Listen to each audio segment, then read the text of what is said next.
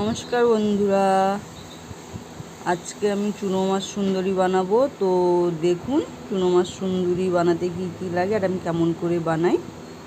তো চুনো মাছ সুন্দরী করার জন্য এই যে চুনো মাছ এইভাবে ছোট ছোট করে বেগুন আর আলু কুচিয়ে নিতে হবে, আর পেঁয়াজ কুচি আর শুকনো লঙ্কা আর রাঁধুনি বেটে নিয়েছি।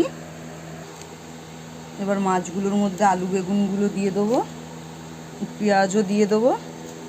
এবার এর মধ্যে লঙ্কা আর রাঁধুনি বাটাটা দিয়ে দেবো। এবার এর মধ্যে দিয়ে দেবো নুন আর হলুদ গুঁড়ো। এবার এটা ভালো করে মেখে নিতে হবে,